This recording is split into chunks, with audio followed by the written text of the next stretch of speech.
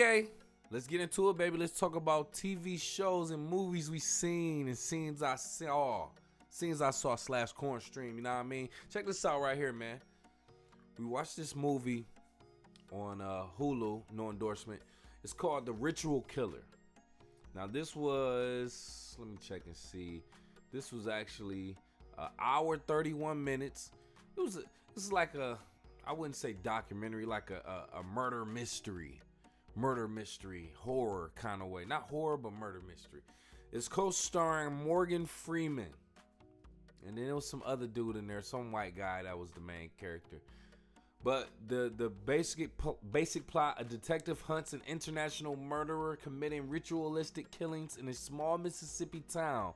He seeks help from an anthropology professor who is an expert on the ancient rituals being performed by this so-called international murderer. Hey, so check this out. This started off in the first 10 minutes with a very horrible chase scene. Like the police were chasing down the suspect.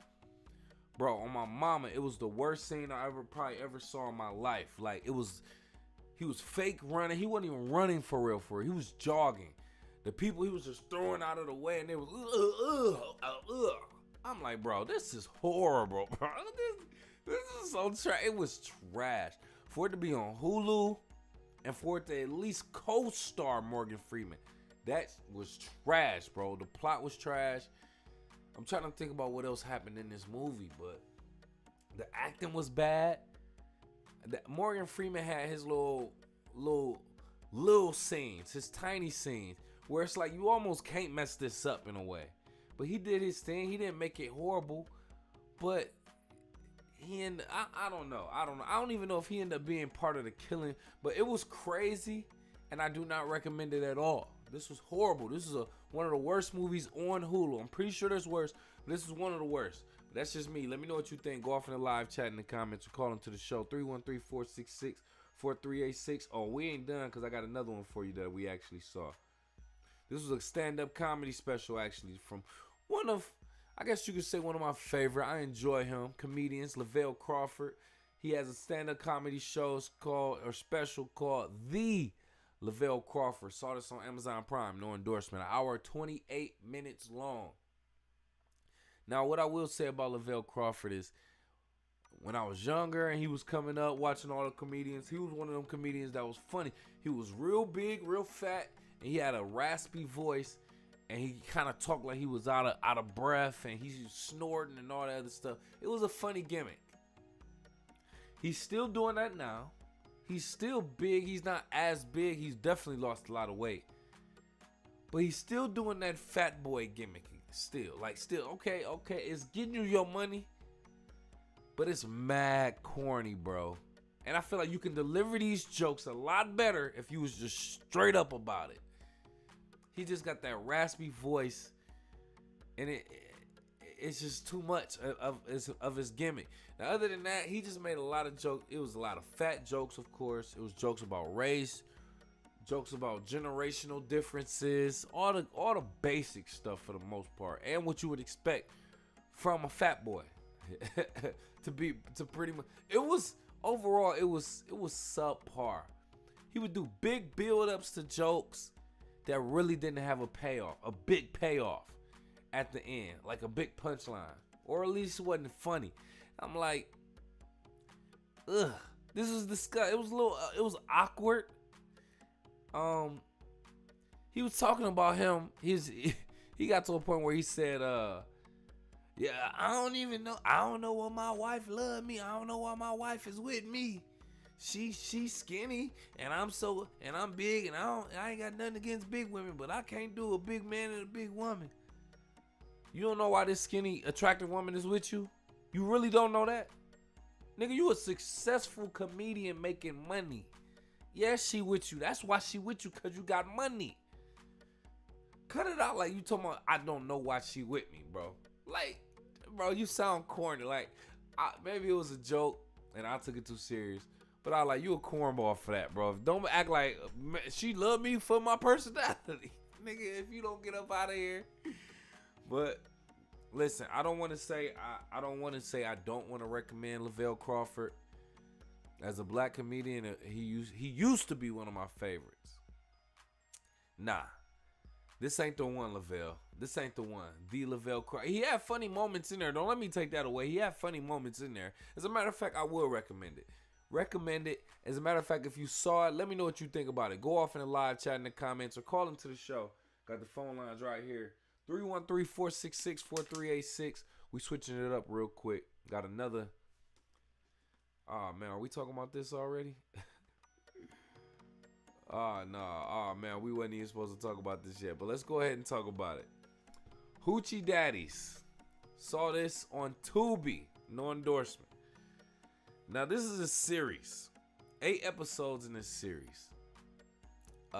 This was about 8 identifying lesbian women or studs, as they like to call themselves. Women who are attracted to women, but they have a masculine build, a masculine character, masculine, you know what I'm saying, characteristics, traits.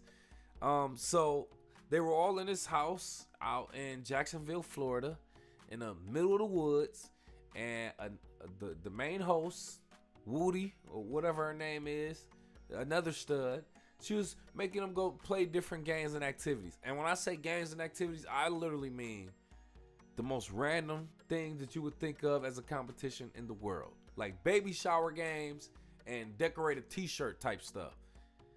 It was mad corny, dog. It was mad corny. My girl asked me to watch this. You want to watch this show called Hoochie Daddies?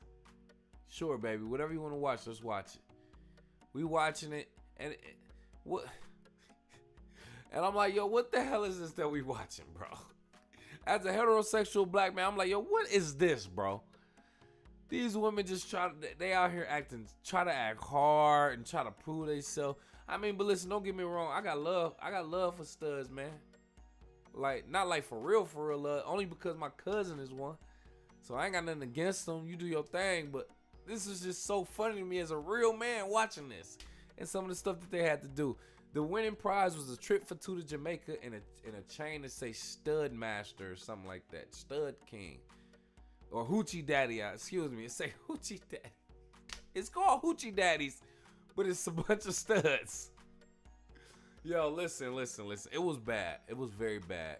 Inconsistent. It kept using a record scratching sound effect. It could use a lot of help. But what I will say as a producer myself, I respect everything about it. I respect everything about it. The grind, what they put together, the fact that it's original, the fact that, you know what I'm saying? Shout out to Crystal Hutchinson, which I believe is the actual host too. She did some whole ass shit during the series, actually, which I feel like she took a side during one of the fights and was smoking and drinking with them. And I don't think that was right. She should have took a side. Besides that, whoever Crystal Hutchinson is, whether that's Woody, the host, I think I got to respect you because you did your thing. You pulled something together. You put it on Tubi, which is where independent producers and artists and people go and put their stuff. So I got to respect the hustle, man. I got to respect the hustle. And I kind of want to recommend it. I want to know what you think. So I kind of recommend it too. If you get a chance, go ahead and watch it. Or if you have watched it, please let me know what you think. Go off in the live chat in the comments or call into the show 313-466-4386. Let me switch up this last. Yep. I got to switch up to this last one. All right, so you got it right here. So this is what it is. Last show. We watched quarterbacks, on Netflix. This no endorsement, by the way. This was 8 episodes, and this was like a sports documentary. And this actually followed the season, the 2022-2023 season for Patrick Mahomes, Kirk Cousins, and Marcus Mariota from the Chiefs, Vikings, and Falcons, respectively. Now, it went through all different types of aspects of the quarterback position, right? It talked about the plays that they have to remember, what they got to go through. It talked about balancing their life outside of football, their pregame rituals, the decisions that they have to make, the media and everything else that goes involved with it.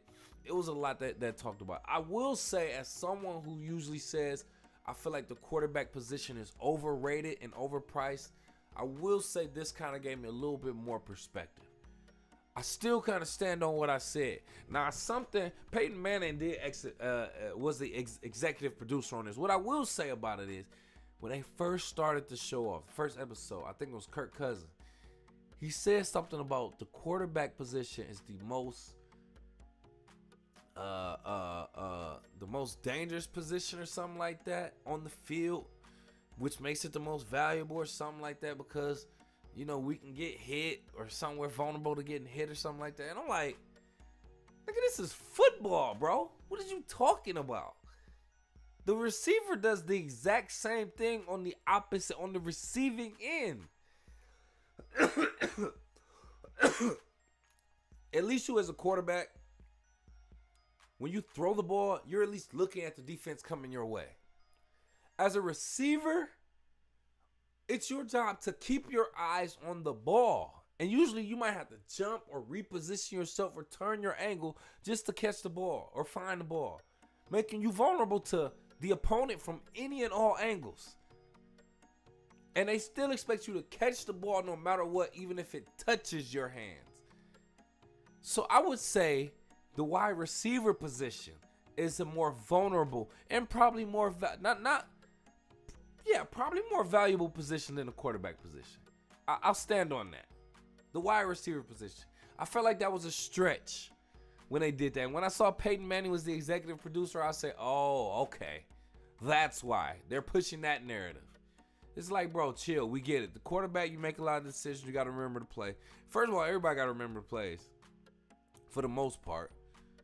But secondly, it's like you're overdoing it, bro. Like, y'all sit in the pocket. A few of y'all run. Like, chill. You can play till you like 40-something. Not all positions can do that because you got to be physically fit for them. So I feel like that was a stretch. That was the only real thing I didn't like. Other than that, I liked the insight that they gave into these quarterbacks during that season, because it was just last season, 2022-2023 season. And it led up all the way until the Super Bowl with the Eagles and the Chiefs, and then the Chiefs won. So I think that was very dope to show that perspective on the NFL season, especially the behind the scenes with Patrick Mahomes as he wins the Super Bowl. That was perfect. That's perfect. I highly recommend you watch Quarterbacks on Netflix. No endorsement. Let me know what you think about it. As a matter of fact, if you did watch it, go off in the live chat in the comments or call into the show. 313-466-4386. We about to go ahead and get up out of here, baby. I need you to do me a favor before we do that. First and foremost, kick it with KCMC on all social media. That's at KIWKCMC on Facebook, Twitter, Instagram, Snapchat, TikTok, Threads, all that. At KIWKCMC. That's just the abbreviations for Kick It with KCMC. And show some love to my sponsor too, Team Elite. They on all social media platforms at Team Elite 313. That's TEAMELITE 313. And check out their premium urban-based athleisure wear. That's t-shirts, sweatshirts, hoodies, tech fleece jogger sets, varsity sets, and more. It's all on their website, teamelite313.com. Ask your mom. Appreciate you for kicking with KCMC. If you got this far in the video, make sure you show some love. Hit that like button. Please and thank you. Share the content and subscribe. And hit the alert button so you know when we going live, man. We appreciate that. If you got a couple dollars, donate to the show so we can grow. Other than that, we're going to do another show real soon. Appreciate you. We out.